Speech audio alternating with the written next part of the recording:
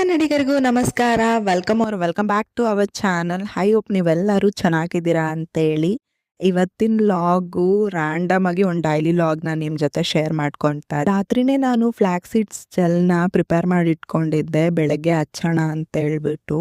ಇನ್ನು ಸ್ಯಾಟರ್ಡೆ ಆಗಿರೋದ್ರಿಂದ ಹೆಡ್ ಬಾತ್ ತೊಗೊಳ್ಬೇಕಿತ್ತು. ಈ ಜೆಲ್ನ ಅಪ್ಲೈ ಮಾಡಿ 1 ಅವರ್ ಅಟ್ಲೀಸ್ಟ್ ಬಿಟ್ಟರೆ ನನ್ನ ಕೆಲಸ ಎಲ್ಲ ಮಾಡೋಷ್ಟೊತ್ತಿಗೆ ಸರಿ ಹೋಗುತ್ತೆ. ಆಮೇಲೆ ಹೆಡ್ ಬಾತ್ ತೊಗೊಳ್ಬೇಕು ಅಂತ ಹೇಳ್ಬಿಟ್ಟು ಬೆಳಗ್ಗೆ ಎದ್ದಿದ ತಕ್ಷಣ ಫಸ್ಟು ಆ ಜೆಲ್ನೇ ನನ್ನ ಕೂದಲಿಗೆ ಅಪ್ಲೈ ಮಾಡ್ತಾ ಇದ್ದೆ. ನನ್ನ ಕೂದಲು ಯಾವ ಥರ ಅಂದರೆ ಒಂದು ಸ್ವಲ್ಪ ಕರ್ಲಿ, ಒಂದು ಸ್ವಲ್ಪ ವೇವಿ ಹೇರ್ ಥರ ಇದೆ. 1 ವೀಕ್ ಇಲ್ಲ 2 ವೀಕ್ಸ್ ಆದಮೇಲೆ ತುಂಬಾ ಫ್ರಿಜ್ಜಿನೆಸ್ ಅನಿಸುತ್ತೆ. ಮತ್ತು ಫ್ರಿಜ್ಜಿನೆಸ್ ಅಂದರೆ ಒಂಥರ ಒರಟಾಗಿ ಅನಿಸುತ್ತೆ. ಈ ಥರ ಜೆಲ್ ಅಪ್ಲೈ ಮಾಡೋದ್ರಿಂದ ಸ್ವಲ್ಪ ಸ್ಮೂತಾಗಿ ಫೀಲ್ ಆಗುತ್ತೆ. ಸೊ ನಾನು ವೀಕ್ಲಿ 1 ಸತಿ ಇಲ್ಲ 2 ಸತಿ ಆದರೂ ಈ ಥರ ಫ್ಲಾಕ್ಸೀಡ್ ಜೆಲ್ನ ಅಪ್ಲೈ ಮಾಡ್ತೀನಿ. ಕೂದಲಿಗೆ ಜೆಲ್ಲೆಲ್ಲ ಅಪ್ಲೈ ಮಾಡಾದ್ಮೇಲೆ ಇನ್ನು ಬ್ರೇಕ್ಫಾಸ್ಟ್ ಪ್ರಿಪೇರ್ ಮಾಡೋಣ ಅಂತ ಹೇಳ್ಬಿಟ್ಟು ಕಿಚನಿಗೆ ಬಂದೆ. ಸ್ಯಾಟರ್ಡೆ ಆಗಿರೋದ್ರಿಂದ ಪೂಜೆ ಎಲ್ಲ ಇರುತ್ತೆ. ಬ್ರೇಕ್ಫಾಸ್ಟ್ನ ಸಿಂಪಲ್ ಆಗಿರಲಿ ಅಂತ ಹೇಳ್ಬಿಟ್ಟು ರಾಗಿ ದೋಸೆ ಮತ್ತು ಚೌಚೌ ಪಲ್ಯ ಮಾಡೋಣ ಅಂತ ಡಿಸೈಡ್ ಮಾಡಿದೆ. ಫಸ್ಟ್ ಅದಕ್ಕೆಲ್ಲ ಏನೇನು ಬೇಕೋ ಎಲ್ಲ ತರಕಾರಿನ ಹೆಚ್ಕೊಂಡು ಮತ್ತು ರಾಗಿ ಹಸಿಟ್ಟು, ರವೆ, ಗೋಧಿ ಹಸಿಟ್ಟು ಇದನ್ನೆಲ್ಲ ಪೌಡರ್ನ ಹಾಕಿಬಿಟ್ಟು ಚೆನ್ನಾಗಿ ಮಿಕ್ಸ್ ಮಾಡಿಕೊಂಡು ದೋಸೆ ಬ್ಯಾಟರ್ ಥರ ರೆಡಿ ಮಾಡಿಕೊಂಡೆ. ಸೊ ನನಗೇನಂದರೆ ಸಿಂಪಲ್ ಇವಾಗ ಪೂಜೆ ಇಲ್ಲ ನನಗೇನಾದರೂ ಕೆಲಸ ಇದ್ದಾಗ ಈ ಥರ ಸಿಂಪಲಾಗಿ ಬ್ರೇಕ್ಫಾಸ್ಟ್ ಮಾಡಿಕೊಂಡ್ರೆ ನನಗೆ 2 ಕೆಲಸನೂ ಬ್ಯಾಲೆನ್ಸ್ ಆಗುತ್ತೆ ಮತ್ತು ಆಫೀಸಿಗೆ ಲೇಟ್ ಆಗಲ್ಲ ಅಂತ ಹೇಳ್ಬಿಟ್ಟು ಈ ಥರ ಸಿಂಪಲ್ ಬ್ರೇಕ್ಫಾಸ್ಟ್ನ ನನಗೇನಾದರೂ ಕೆಲಸ ಇದ್ದಾಗ ಚೂಸ್ ಮಾಡ್ಕೊತೀನಿ ನಾನು.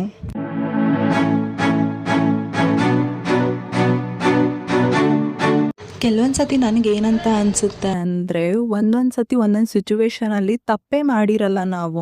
ಬಟ್ ಯಾವ ಥರ ಜನ ಪೋಟ್ರೆ ಮಾಡ್ತಾರೆ ಅಂದರೆ ನೀವೇ ತಪ್ಪು ಮಾಡಿದ್ದೀರಾ, ನೀವೇ ಸರಿ ಇಲ್ಲ ಅಂತ ಪೋಟ್ರೆ ಮಾಡ್ತಾರೆ. ಬಟ್ ಆ ಥರ ಜನ ಎಲ್ಲ ಯಾವ ಥರ ಅಂದರೆ ಅವ್ರವ್ರ ಕೆಲಸ ಆಗೋ ತನಕ ಮಾತ್ರ ಈ ಸಮಯ ಸಾಧಕರು ಅಂತ ಹೇಳ್ತಾರಲ್ವ, ಆ ಥರ ಅವ್ರು ಎಷ್ಟೇ ತಪ್ಪು ಮಾಡಲಿ ಇಲ್ಲ ಏನೇ ಮಾಡಲಿ ಅದು ಮ್ಯಾಟರ್ ಆಗಲ್ಲ. ಅವ್ರು ತಪ್ಪು ಮಾಡಿದಾರೆ ಅಂತ ಗೊತ್ತಿದ್ರೇನು ಅವ್ರು ಅದನ್ನು ತಲೆನೇ ಕೆಡಿಸ್ಕೊಳಲ್ಲ. ಹೋದ್ರೆ ಹೋಗ್ಲಿ ಬಿಟ್ಟಾಕು ಅಂತ ಇರ್ತಾರೆ. ಬಟ್ ನನಗೆ ಆ ಥರ ಅಂದರೆ ಇನ್ ಕೇಸ್ ನಾನು ಯಾರಿಗಾನ ಹರ್ಟ್ ಮಾಡಿದ್ರೆ ಸಾರಿ ಕೇಳೋವರೆಗೂ ನನಗೆ ಸಮಾಧಾನ ಇರಲ್ಲ. ಬಟ್ ಕೆಲವರು ಇರ್ತಾರೆ ಹರ್ಟ್ ಆಗಿದೆ ಅಂತ ಗೊತ್ತಿರುತ್ತೆ ಆದ್ರೂ ನಾನು ಮಾಡಿಲ್ಲ ಆ ತಪ್ಪನ ಅಂತ ಇರ್ತಾರೆ. ಇಂಥ ಜನಗಳಿಗೆ ಏನು ಹೇಳಬೇಕು ಅಂತ ನನಗೆ ಗೊತ್ತಿಲ್ಲ. ಆ್ಯಂಡ್ ಕೆಲವರು ಇರ್ತಾರೆ ಏನೋ ಅವರೇ ತುಂಬ ರಿಚ್ ಆಗಿದ್ದಾರೆ, ಮಿಕ್ಕಿದವರೆಲ್ಲ ಕೆಳಗಡೆ ಇದ್ದಾರೆ, ಆ ಥರ ಟ್ರೀಟ್ ಮಾಡ್ತಾರೆ. ಇವಾಗ ಅವ್ರವ್ರ ಮನೆಯಲ್ಲಿ ಅವರೇ ಶ್ರೀಮಂತರು. ನಿನ್ನ ಮನೇಲಿದ್ರೆ ಅದು ನಿನ್ನ ಹತ್ರ ಇರುತ್ತೆ, ನಮ್ಮ ಮನೇಲಿದ್ರೆ ಅದು ನನ್ನ ಹತ್ರ ಇರುತ್ತೆ. ಅದು ಬಿಟ್ಟು ಏನೋ ಒಂಥರ ಮಾತಾಡೋದು ಹೆಂಗೆ ಮಾತಾಡ್ತಾರೆ ಅಂದರೆ ಒಂದೊಂದು ಸತಿ ನನ್ನಿಂದನೇ ಇದೆಲ್ಲ ಆಗ್ತಾ ಇದೆ, ನಾನಿದ್ರೆ ಮಾತ್ರನೇ ನೀವೆಲ್ಲ ಇದು ಮಾಡೋಕ್ಕೆ ಸಾಧ್ಯ ಅಂತ ಮಾತಾಡ್ತಾರೆ.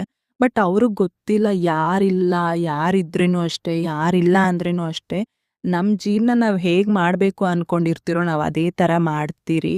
ಅದರಲ್ಲೂ ಹೆಣ್ಮಕ್ಳಂತ ಬಂದರೆ ಸ್ವಾಭಿಮಾನಕ್ಕೆ ಬಂದರೆ ಯಾವುದಕ್ಕೂ ಅವ್ರು ಕೇರ್ ಮಾಡಲ್ಲ. ನಾನು ಅಷ್ಟೇ, ನನಗೆ ಯಾರಾದರೂ ಏನಾದರೂ ಅಂತಾರ ಇನ್ ಕೇಸ್ ನಾನು ತಪ್ಪು ಮಾಡಿದರೆ ಅದನ್ನು ತೊಗೊತೀನಿ, ಹೌದು ನಾನು ಮಾಡಿದ್ದೀನಿ ಅಂತ ನಾನೇ ಅದನ್ನು ಫೀಲ್ ಮಾಡ್ಕೊತೀನಿ. ನಾನು ತಪ್ಪು ಮಾಡಿಲ್ಲ ಅಂದಮೇಲೂ ಯಾರೋ ಏನೋ ಹೇಳ್ತಾರೆ ಅಂತ ಅದನ್ನ ಹೆಂಗೆ ಅಕ್ಸೆಪ್ಟ್ ಮಾಡೋದು?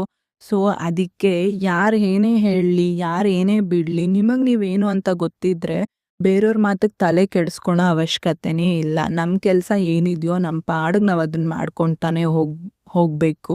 ಆ್ಯಂಡ್ ನಾವು ಏನೆಲ್ಲ ಅಚೀವ್ ಮಾಡಬೇಕು ಅಂತಿದ್ದೀರೋ ಅದು ಲೇಟ್ ಆದ್ರೂ ಪರವಾಗಿಲ್ಲ, ಸರಿಯಾದ ದಾರಿಯಲ್ಲೇ ಅದನ್ನು ಅಚೀವ್ ಮಾಡಬೇಕು.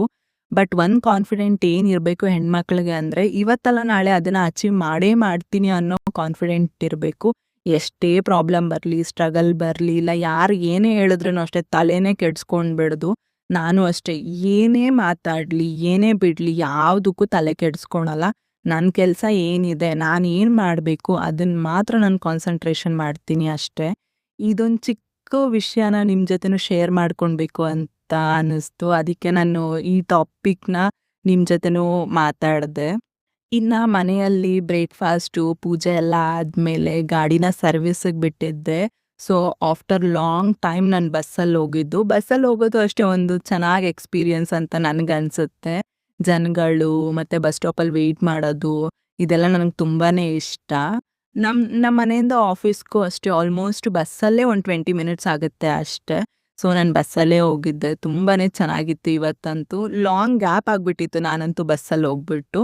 ಆ್ಯಂಡ್ ಬಸ್ ಇಳಿದ್ಮೇಲೆ ಆಫೀಸ್ ತನಕ ನಡ್ಕೊಂಡೋಗಿ, ಆಫೀಸಲ್ಲಿ ಕೆಲಸ ಮಾಡಿ, ಅಲ್ಲೇನೂ ಜಾಸ್ತಿ ನಾನು ಶೂಟ್ ಏನು ಮಾಡ್ಕೊಂಡಿಲ್ಲ ಲಾಗ್ನ. ಸೊ ಮನೆಗೆ ಬಂದಾದ್ಮೇಲೆ ಒಂದೆರಡು ಪಾರ್ಸೆಲ್ ಬಂದಿತ್ತು ಮೀಶೋಯಿಂದ.